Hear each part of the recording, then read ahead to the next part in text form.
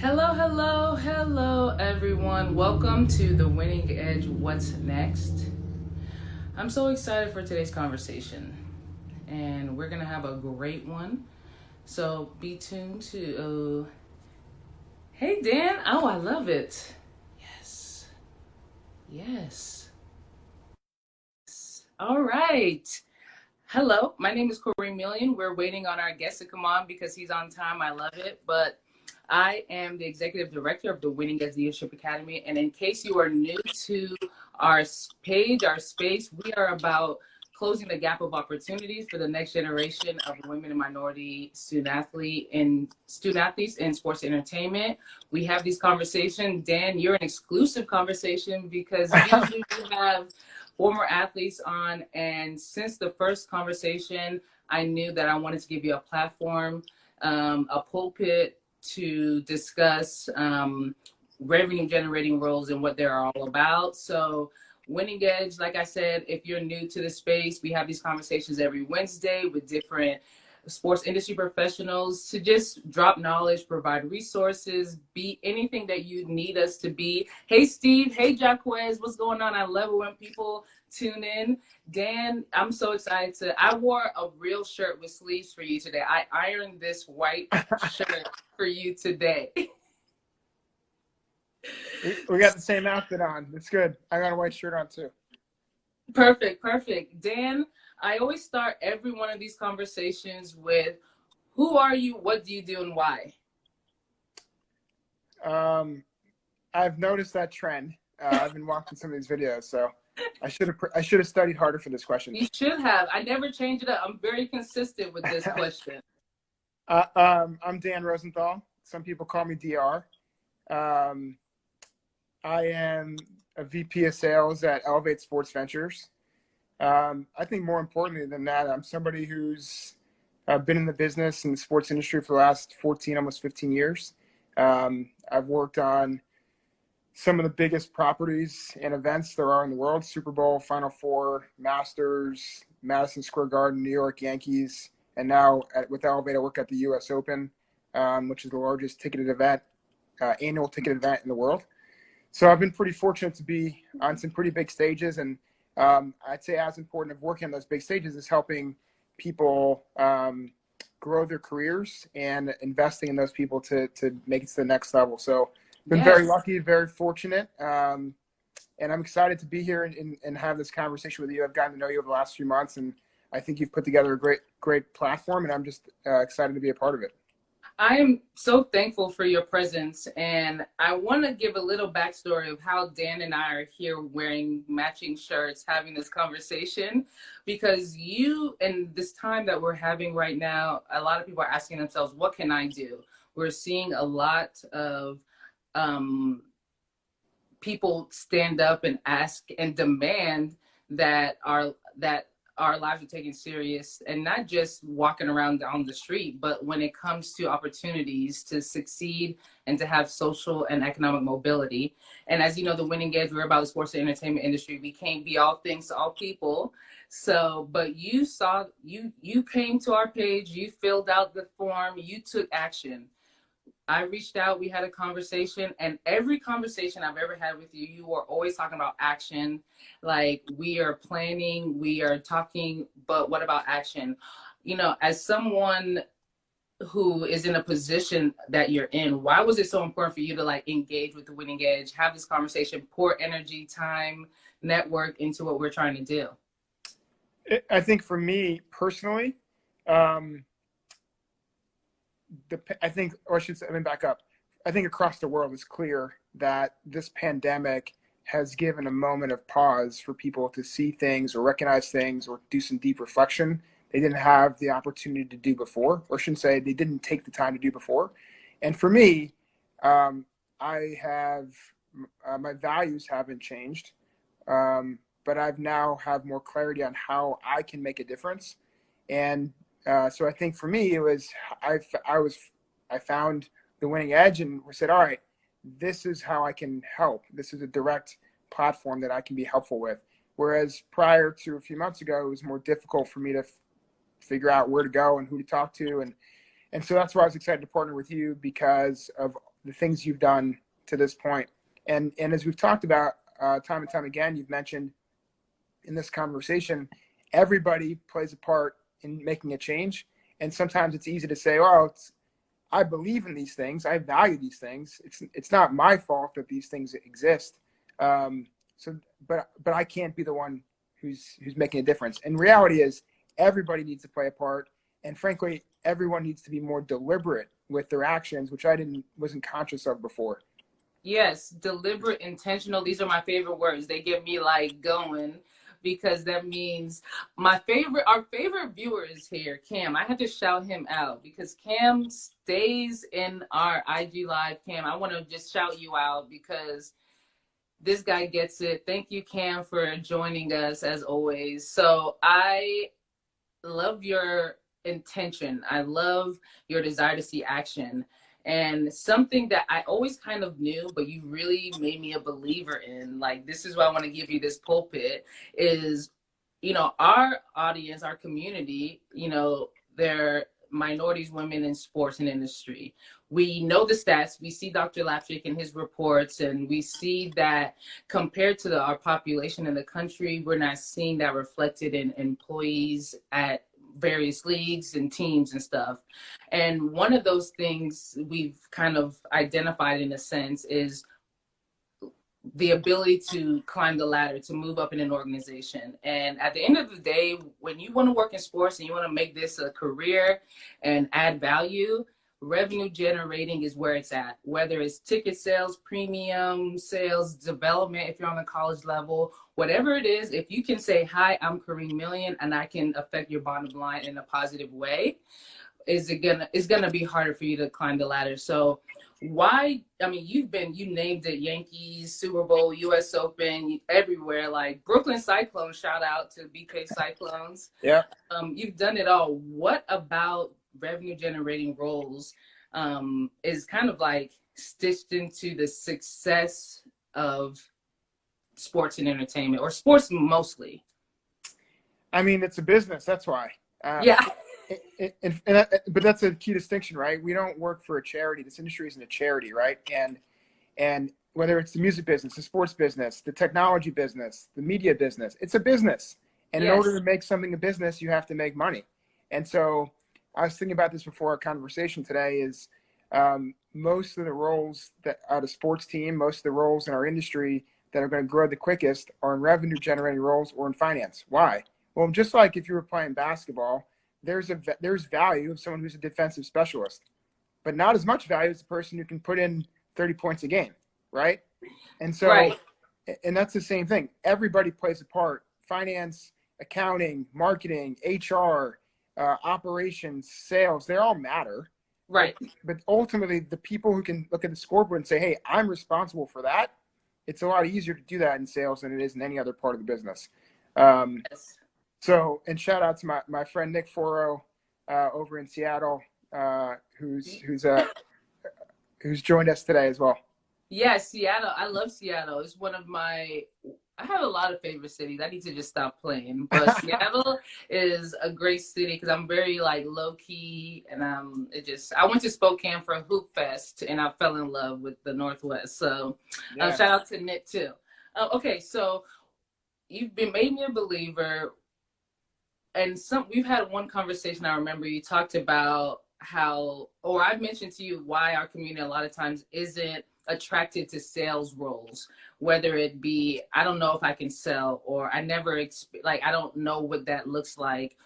So they are kind of inclined to buying or fighting for those two marketing jobs at a team versus there's 20, 25 sales jobs on a team. But you really broke it down for me in a way that I use a very similar phrase. I say everybody wants to be Drake, but they don't want to work like Aubrey. When Aubrey was in Degrassi, working, putting in that time. So talk about student athletes are a majority of our audience, or just women and minorities in general. Break down why you said it's no different than what you already are about when it comes to sales. Yeah, clearly I'm not Black or a person of color or minority, right? So yes, but I had I had those same feelings, right? I didn't grow up in a situation where my parents owned a business or my parents were in sales or my cousins. I didn't know anybody in sales and anything. And Right. so sales was sort of like, all right, once I understood what it was and how it worked, I'm like, oh, now I get it. This is my path. But before that, I had no interest in sales. In fact, I wanted everything to not do sales. Yes. So for me, it was understanding that, one, if you're an athlete, you compete every day. You like to, every day in practice or in a game, did I win or lose? It's very simple. If I throw an interception, I know that was bad versus good. In business, it's pretty easy to measure in sales. Did you do well or did you not do well? Did you win today or didn't do well today? Because there's a scoreboard.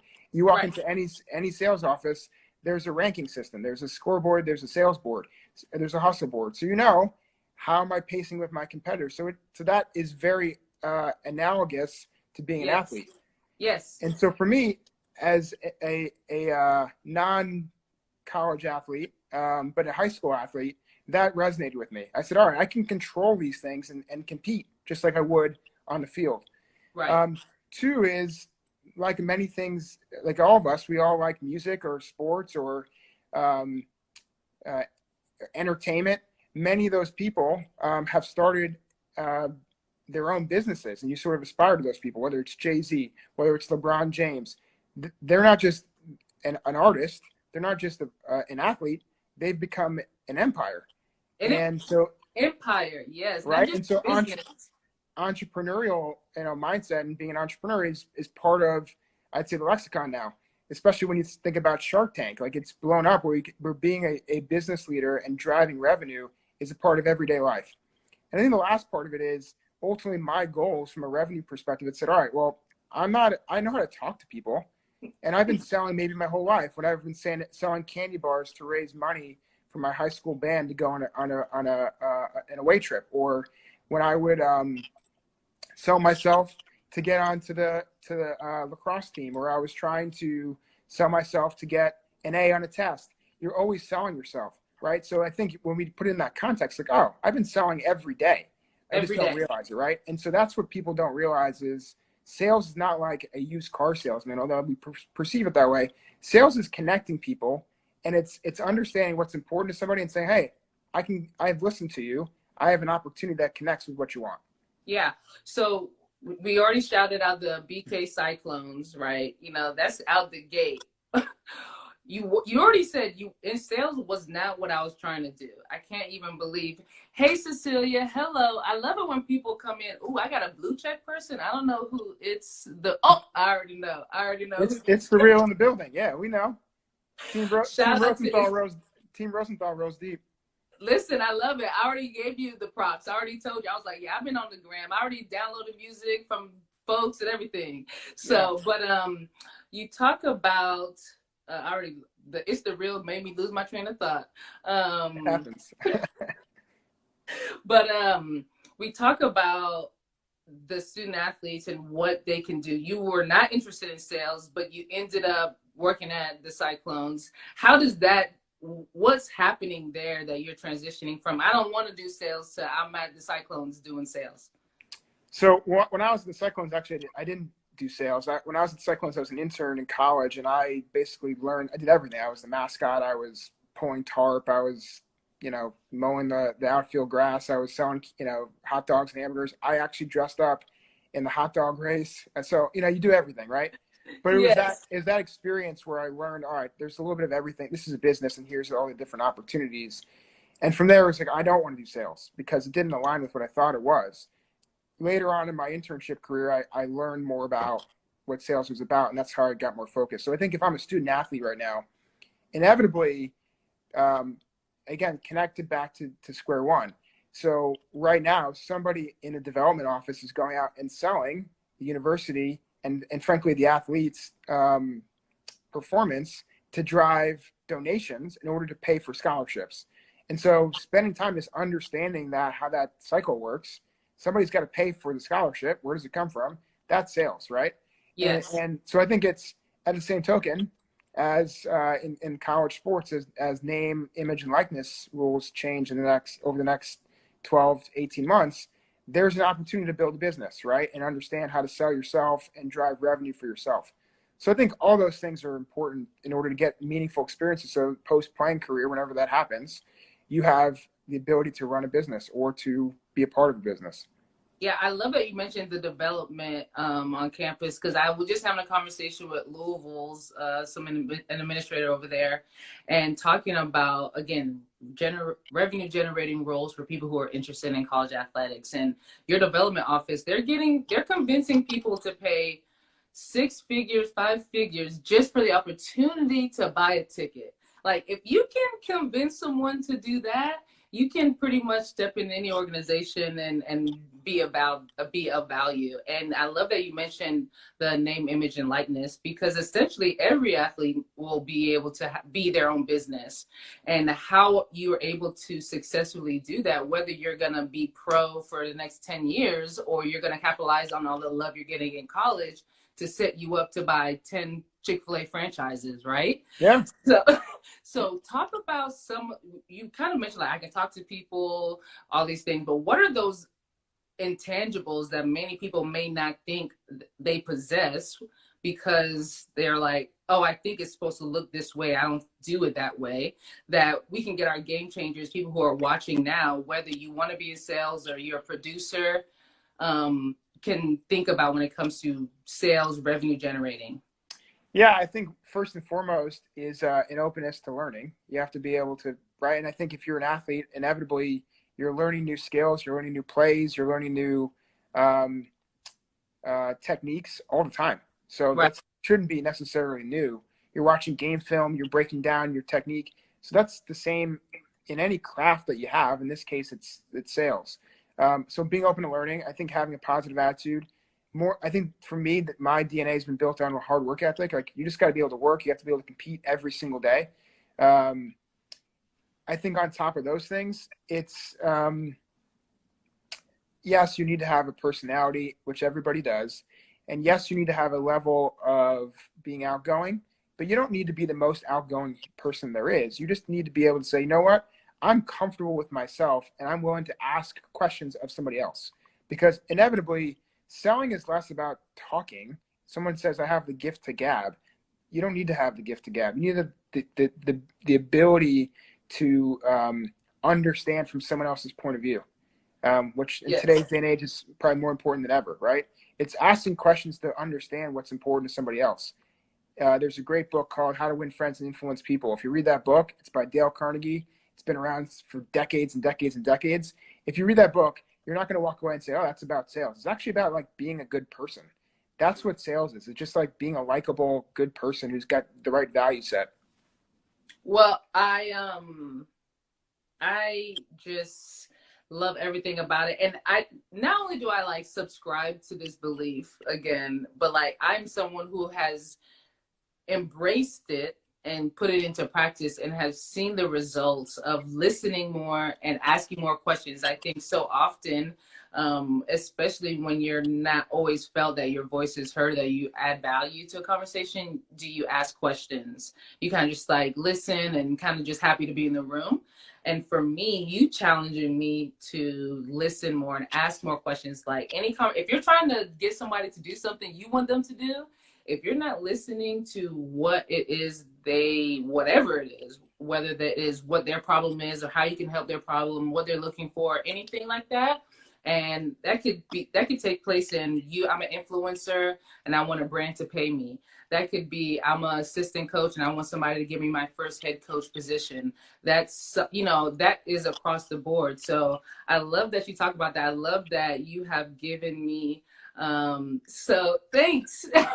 I love that it's something that's so practical. Like, it doesn't have to be this huge thing to realize that you're selling basically all the time, every day. And for our audience, it's more important to understand, as a student athlete, you have a voice, you have value, and you can actually benefit from your likeness. So what is it that you're telling Dan when he's over at Indiana Bloomington? Shout out, Indiana. Go Hoosiers. There you go. Shout out to Hoosiers. Mary is the reason I'm even doing these Instagram lives, and she's a Hoosier too. But and Cody Zeller, he's not watching, but he's been a supportive winning guest from day one. But what is it that you're telling Dan when he's like, I don't know what I want to do? It's definitely not sales, that you think our game changers should hear? Well, I think first and foremost is almost the same thing that we started the conversation with today. Is you got to do something, right?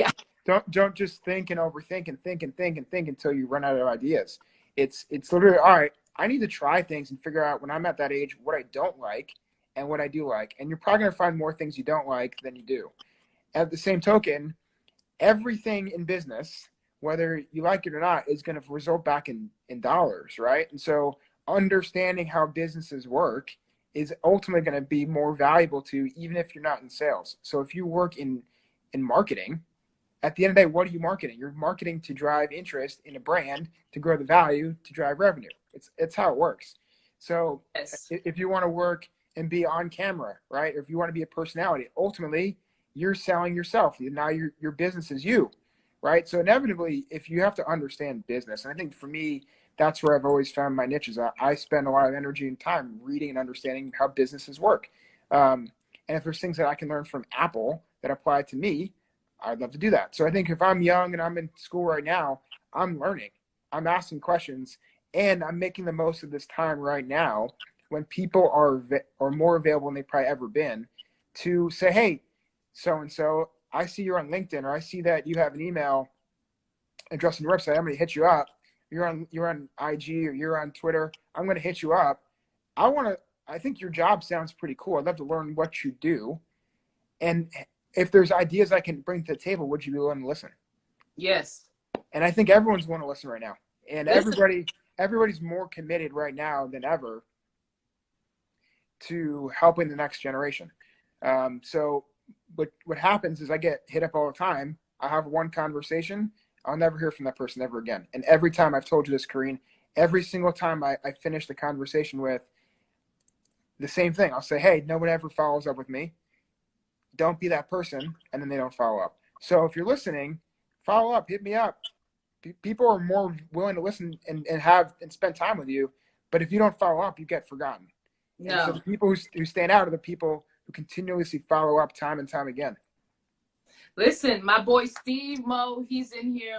Steve, I don't think he's missed a dinner of influence since I concocted the idea. From Atlanta to California, Steve has been that dude. So make sure you two connect. He said he sent that LinkedIn request. Dan is that dude too. I already know y'all gonna hit it off because I know both of you guys. So my boy Steve is up to some big things. But I think I love that you kind of ended with that follow-up, that reaching out, because I think that's the one thing we preached so much on, like, hey, reach out, follow up, use LinkedIn, Instagram, like whatever you need to do to reach out. And either it's kind of like the bare minimum reaching out, hey, I like what you do, can you hit me up? Or it's like this long soliloquy of my entire life and what I think I want to do and all this stuff. What would you suggest, like, because you're about action, and I love that. So if I'm Corinne, I'm sitting at my campus and I'm listening to this, I'm about to hit DR up. What is getting your attention to make sure I find time for Corinne sitting in her dorm? Yeah, I mean, I'll borrow from my friend Yao Williams' interview with you. I think it's not being afraid of no response, right, or no, right? And that's the start. And then what gets my attention is it's very simple. Hi, my name is so-and-so. I go to school at XYZ University. I've done X, Y, and Z. I've played this sport, but I don't care if you play quarterback. I don't care if you play point guard. I don't care if you play, front hitter in volleyball or whatever the position is. What I do care is, What have you done? Oh, I'm the leader. Yes. I'm on the team. I'm the hardest worker on the team. I've done X, Y, and Z to bring fans to our games. I'd love to learn more about you and how you've gotten to where you are, and maybe I can share some ideas with you. I would fall out of my chair if I got that email. It's not hard, but we have to be able to communicate what makes us valuable and makes us unique. There's 20 people on a volleyball team. There's 20 people on a basketball team. There's 100 people on a college football team. What makes this person stand out? And if you can talk about why you're special, why you're different besides you run fast, and how it can apply to my business, then I can help you. Boom. I love it. Dan, I don't know. 2020 has been one of those years. And part of that is having relationships and starting relationships with people like you. Dan, you've come through in a way that I can only dream. Like, I'm not even trying to exaggerate. I And people, appreciate that. Cam, Steve, y'all know me. You know, I wouldn't just say this to say it.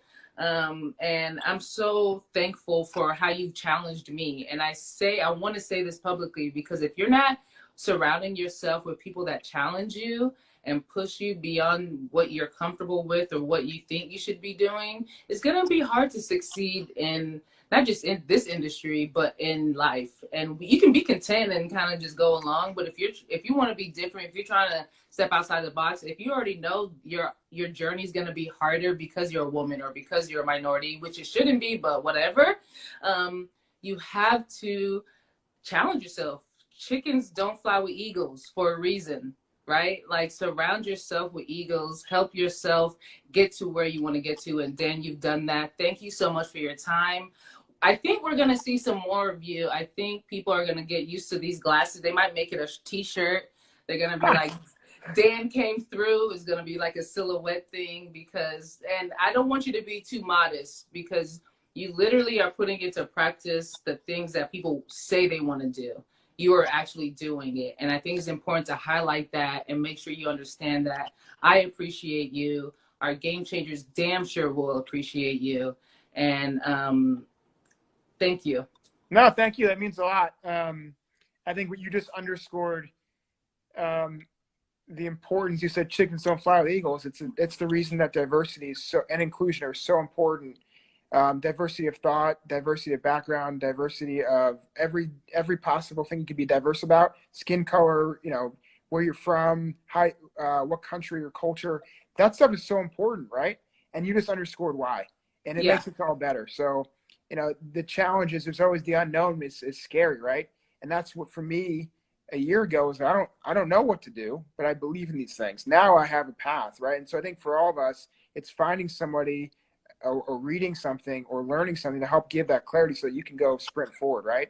I always used to, the one phrase I love is, hustle is hell if you're a hustler, but hustle is heaven if you are, right? So, or maybe I said that backwards. Hustle is heaven if you're a hustler. Hustle is hell if you're not, right? So inevitably, if you want to hustle, if you're a hustler, it's easy. It's heaven. You love the hustle. It's hell. It's scary. It's uncomfortable if you're not. And I think we need to challenge our student athletes, our game changers, say, listen, I'm a hustler. That's how I got to where I am. I'm behind the eight ball for whatever reason, but it's, you know what? I'm going to get ahead of the eight ball because I'm a hustler, right? And I think that's what we got to do, is just keep acting, keep putting ourselves out there, and not being afraid of failure, because inevitably we all fail, but then we can pick ourselves up and we keep rolling. Yeah. Well, what's next? We are bringing resources, knowledge, all the emojis for Fire 100, all the things to the next generation of leaders in sports entertainment. Dan, I already know this ain't the last time our game changer is going to see your face. I'm so excited for what's to come. We are literally changing the game. We're all in this together. And if you think you don't need to hit Dan up because you don't think you're worthy of a conversation, like you don't think he's going to respond, forget that. If you're watching this, if somebody puts this on your timeline, if your AD, your coach sends you a tweet or mentions you, however you see this video, and you're like, can I reach out to Dan?